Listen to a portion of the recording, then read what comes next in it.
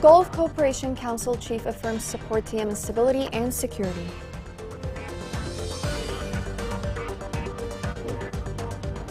Freed prisoners from Houthi jails describe their suffering and torture in detention.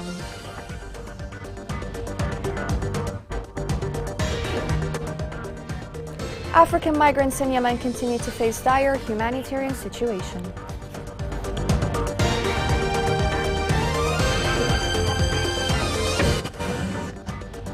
Welcome to Yemen Today TV. This is Naimah Husseini Shazad Dilbey.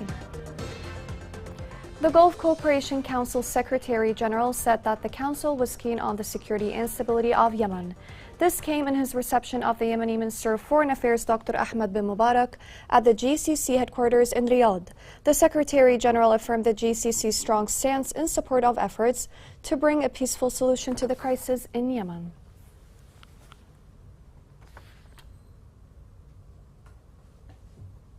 Armed Houthi gunmen stormed a peaceful annual meeting in Sana'a today.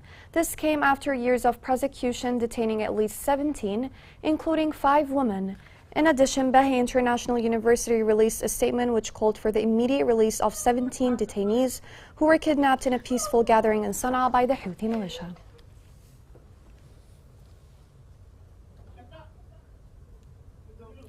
In Houthi custody, the citizen Abdullah endured years of indescribable misery as physical abuse and other types of torture.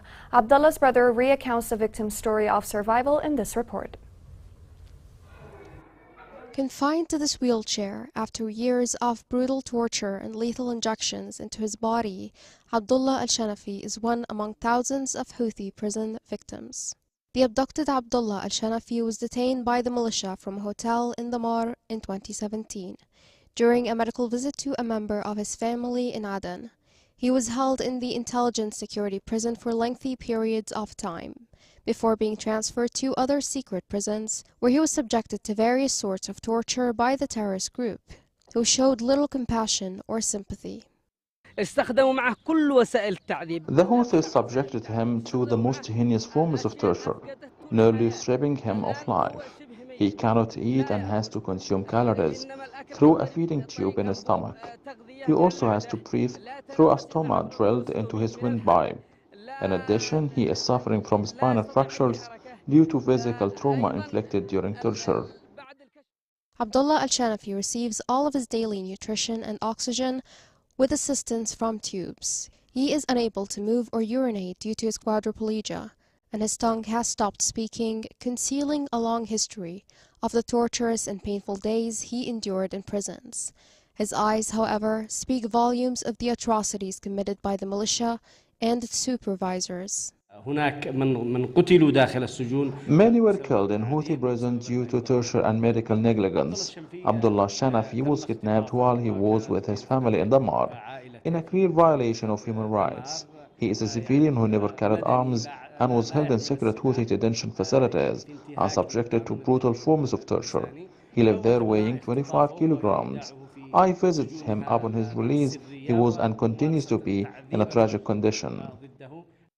Al-Shanafi's story is only one example of the covert animosity and criminal activity the terrorist militia has engaged in during the course of the battle against Yemenis. Countless detainees have been subjected to various sorts of torture, and many of them have died within Houthi prisons, their lives stolen by chronic illnesses. Rashad Al-Alimi, chairman of the Presidential Leadership Council, received the UK ambassador to Yemen.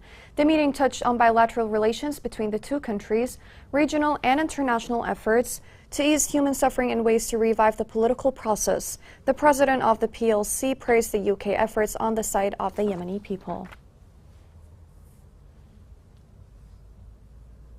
Although Yemen struggles with economic, political, and environmental issues of its own, more migrants are crossing the country's borders in hopes for a better life. This report has more details. Migration across or into Yemen from the Horn of Africa is an ancient historical phenomenon, but its motivations and magnitudes have fluctuated with time. In recent decades, Yemen, due to its location in the southwestern corner of the Arabian Peninsula, has become a main transit point for those seeking the economic stability of wealthy Arab Gulf countries or seeking to reunite with relatives who have already immigrated. Instability at home has also driven an increase in migration between 2021 and 2022. Migrant arrivals in Yemen from the Horn of Africa nearly tripled. In 2023, these numbers are expected to rise even more. As of March 31, more than 40,000 migrants have arrived on Yemen's shores, roughly half of them arriving in the month of March alone. These statistics demonstrate the attractiveness of migration from the Horn of Africa to the Arabian Peninsula, especially as political, economic, and environmental conditions worsen in the former countries. In Ethiopia, for example, a combination of ethnic violence and severe drought has significantly impacted the livelihoods of many, and especially those who reside in the commercial areas. This deadly combination has pushed many Ethiopians to seek opportunities elsewhere. In Somalia, the ongoing civil war and consequent instability, as well as environmental issues including a devastating series of droughts and floods, have similarly caused hundreds of thousands of individuals to flee, sometimes to neighboring countries such as Kenya and Ethiopia, but also to the Arabian Peninsula. Of course, Yemen has experienced a conflict of its own for more than a decade, although political violence has reached its lowest since 2015 as a result of an unanticipated truce in Yemen in the fourth quarter of 2022 and the momentum of peace talks. Violence is threatening to resurface, and many concerns remain unresolved. Yet, even with conditions far from ideal, Yemen remains an appealing entry point for African migrants. The Yemeni government approved $5 million to implement the United Nations Coordinated Emergency Plan to save safer tanker. It added that the amount of the contribution will be taken from the allocations provided by the Global Environment Facility in the field of supporting biodiversity in Yemen.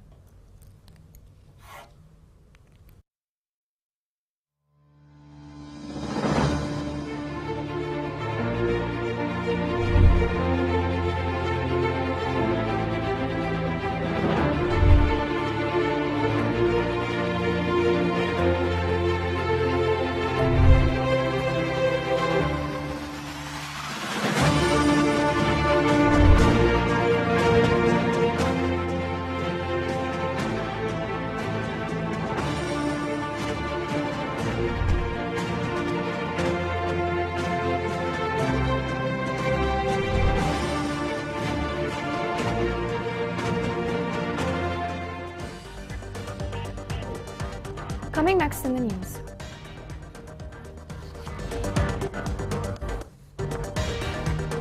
Traditional sesame oil press machines is still popular in Lash.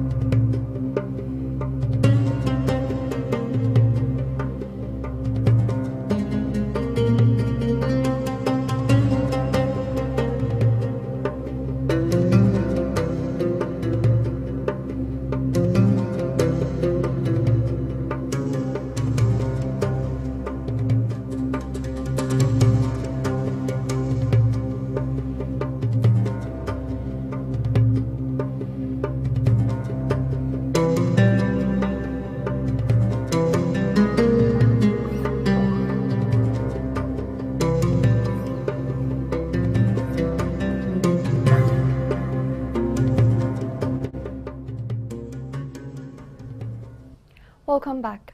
In Lash, the traditional sesame production represent one of the most prominent legacies that are still present in the life of the countryside community, despite the presence of advanced equipment for sesame production. The camera of Yemen Today visited one of the sesame production sites and came out with the following report. The legacy of sesame production by ancient means through camels is still present in the villages of El Sabiha regions in Lash Governorate, despite the development witnessed by the mechanisms of sesame production. Work that lasts for hours under the sun, but steadfastness for the sake of a living in a process that lasts for 4 hours. in which sesame is produced, or what is called here as municipal oil. The process of producing sesame oil is carried out by placing a good quantity of sesame in the press and grind it very well. Then we can use pineapple water to give a good taste and texture to the oil. Rural residents cling to this oil as one of the most important ingredients for dietary patterns, not to mention its other uses, at a time when workers in the profession of sesame production see its high price. The challenge that we face is the high price of sesame seeds. We used to buy it for 21,000 riyal, but now it costs 150,000 riyals. As a result, the demand for sesame has decreased as citizens couldn't afford it. The prices of press has increased as well. There is a high demand for sesame oil in our villages and other areas as well. It is very healthy, not like other kinds of oils, and it contains no preservatives. In recent years, the regions of Al Sabiha have witnessed a great trend of sesame cultivation, which helped workers in sesame production mills reduce costs by purchasing them from farms without the need to buy them from cities due to the high costs of transportation. A Yemeni runner won the bronze medal in the Arab Championship under the age of 23 for the 800-meter race, which was held in Tunisia. The Yemeni runner Abdullah won the bronze medal, leading his colleagues from the rest of the Arab countries to a new athletics achievement, breaking the Yemeni record that was recorded 25 years ago. The Islamic World Educational Organization signed an agreement to catch up on the education of girls in Yemen. According to the agreement, the coalition will undertake the implementation of the project to bring education to girls who have dropped out of school in Yemen. The organization will provide the King Salman Center with reports of the development of the implementation of the project.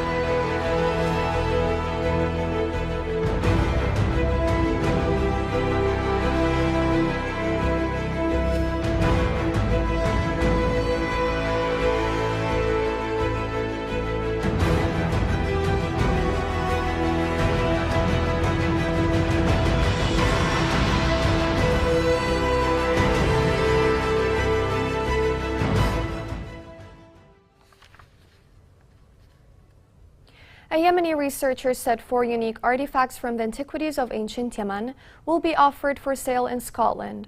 The researcher explained that the artifacts will be displayed on the end of this month.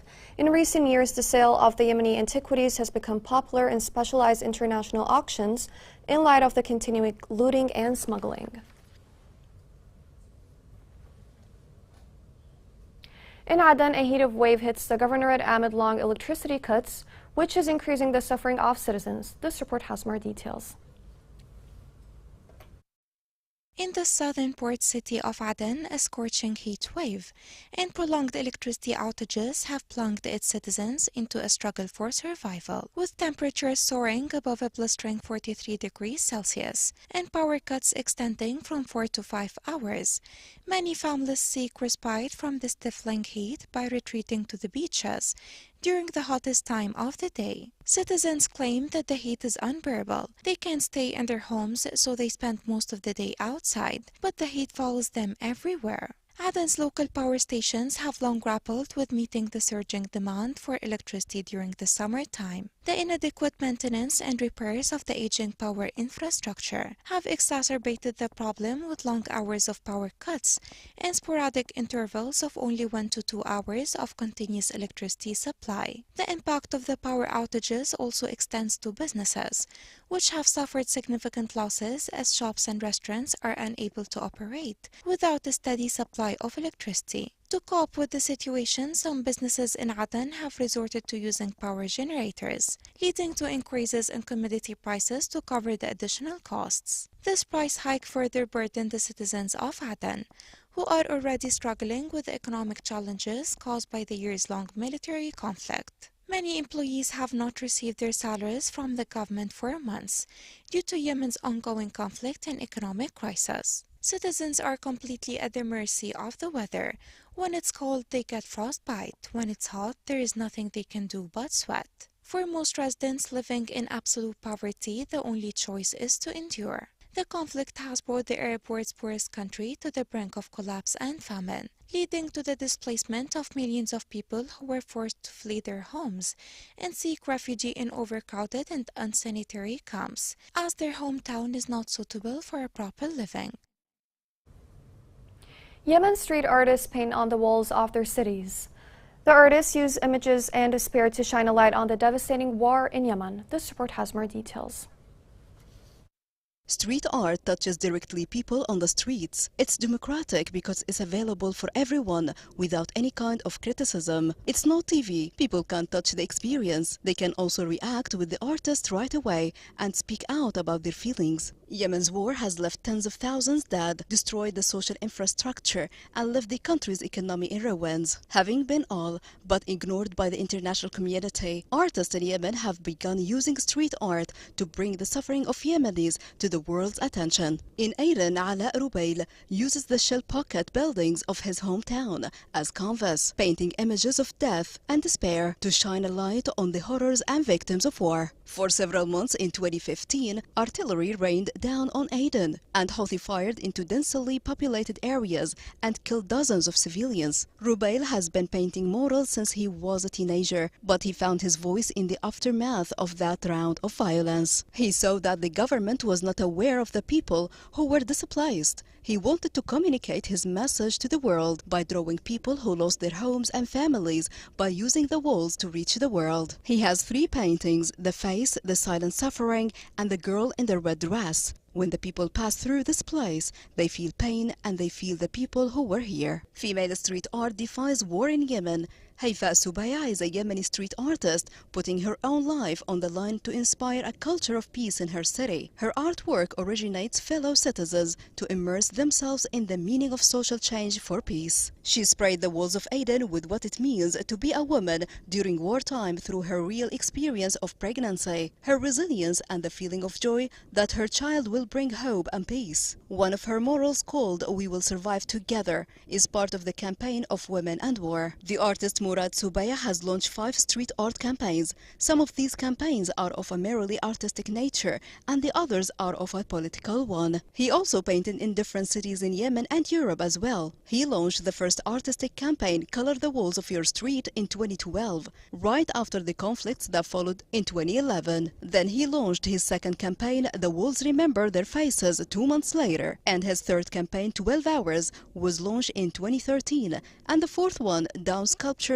in early 2015. After the regional and internal conflicts broke out in Yemen in the first quarter of 2015, he decided it was time to launch the 5th campaign, "Ruins." He received the Innovation Shield from the American Islamic Congress organization in 2013 and the Youth Shield for Creativity by the Yemeni Socialist Party in 2014. Also, the Art for Peace Award in 2014 from Veronesi Foundation during the 6th International Conference, Science for Peace, that was held in Italy. Besides, he also received the Certificate of Appreciation from ISCWA in 2015. Lately, he received the 2016 Freedom of Expression Arts Award by Index on Censorship organization in London. The devastating effects of war on citizens, like famine, poverty, homelessness, school destruction, murder, civilian casualties from landmines, diseases, and domestic violence against women and children, are reflected by graffiti artists to express their message worldwide. And people like to join artists while they are drawing. They feel powerful to be part of the experience. These paintings express the tragedies of the people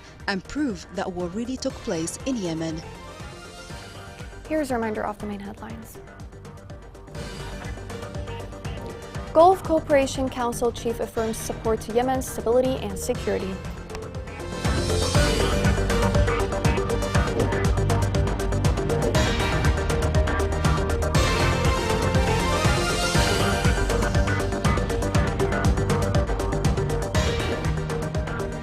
African migrants in Yemen continue to face dire humanitarian situation.